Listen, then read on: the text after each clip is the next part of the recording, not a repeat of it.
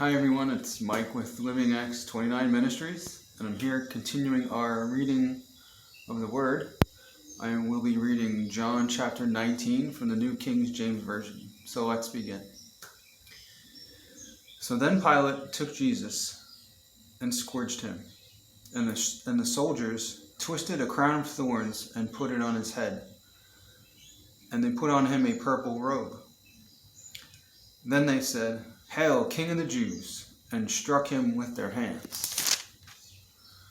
Pilate then went out again, and he said to them, "Behold, I am bringing him out to you, that you may know that I find no fault in him." Then Jesus came out, wearing a crown of thorns and a purple robe. And Pilate said to them, "Behold the man." Therefore, when the chief priests and the officers saw him, they cried out, saying, "Crucify him! Crucify him!" Pilate said to them, "You take him and crucify him, for I find no fault in him." The Jews answered him, "We have a law, and according to our law he ought to die, because he made himself the Son of God." Therefore, when Pilate heard that saying, he was more than afraid. He went out to the praetorium and said to Jesus, "Where are you from?" But Jesus gave him no answer. Then Pilate said to him, "You are not speaking to me. Do you not know that I have the power to crucify you and the power to release you?" Jesus answered, "You could have no power at all against me unless it had been given from you from above. Therefore, the one who delivered me to you has the greater sin." From then on, Pilate sought to release him, but the Jews cried out, saying, "If you let this man go, you are not Caesar's friend. Whoever makes himself a king speaks against Caesar."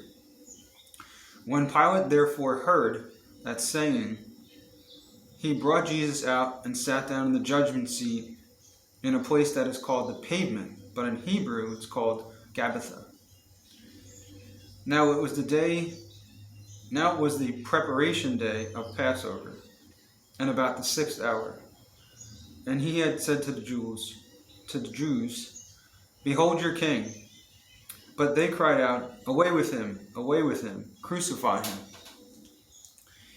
Pilate said to them, "Shall I crucify your king?" And the chief priest answered, "We have no king but Caesar." Then he delivered him to them to be crucified. Then they took Jesus and led him away. And he, bearing his cross, went out to a place called the place of a skull, which is in Hebrew called Golgotha, where they crucified him and two others with him, one on either side, and Jesus in the center. Now Pilate wrote a title and put it on the cross, and the writing was, "Jesus of Nazareth, the King of the Jews." Then many of the Jews read this title, for the place where Jesus was crucified was near the city, and it was written in Hebrew and Greek and Latin.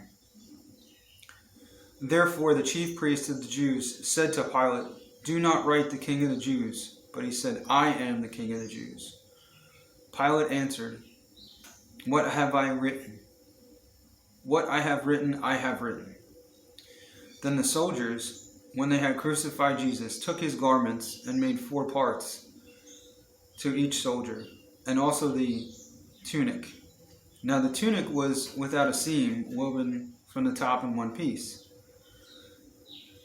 They said therefore among themselves, "Let us not tear it, but cast lots for it. Who shall it be?" That the scripture might be fulfilled, which says, "They divided my garments among them, and for my clothing they cast lots." Now there stood by the cross of Jesus his mother and his mother's sister, Mary the wife of Clopas, and Mary Magdalene. When Jesus therefore saw his mother and the disciple whom he had loved standing by, he said to his mother, "Woman, behold your son." Then he said to the disciple, "Behold your mother." And from that hour the disciple took her as his own to his own home. After this, Jesus, knowing that all things were now accomplished, that the scripture might have been fulfilled, he said, I thirst.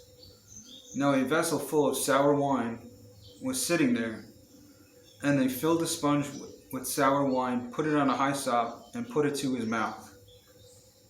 When Jesus had received the sour wine, he said, It is finished. And bowing his head, he gave up his spirit. Therefore, because it was preparation day, that the body should not remain on the cross on the Sabbath, for that Sabbath was a high day, the Jews asked Pilate that their legs might be broken and that they might be taken away. Then the soldiers came and broke the legs of the first and of the other who was crucified with him. But when they came to Jesus and saw that he was already dead, they did not break his legs. But one of the soldiers pierced his side with a spear, and immediately blood and water came out. And he who has seen has testified, and his testimony is true.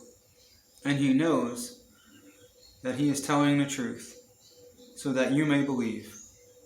For these things were done, that the scripture should be fulfilled. Not one of his bones shall be broken. And again another scripture says, They shall look on him whom they have pierced. After this, Jesus of Arimathea, being a disciple of Jesus, but secretly for the fear of the Jews, asked Pilate that he might take away the body of Jesus. And Pilate gave him permission. So he came and took the body of Jesus.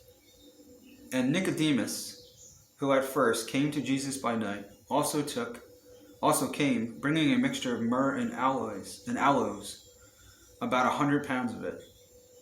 And then they took the body of Jesus and bound it in strips of linen with the spices, as the custom of the Jews is to bury. Now in the place where he was crucified there was a garden, and in the garden a new tomb in which no one had been laid yet. So there lay Jesus, because of the Jews' preparation day, for the tomb was nearby. That's all for today. Thank you for joining me, and have a blessed day.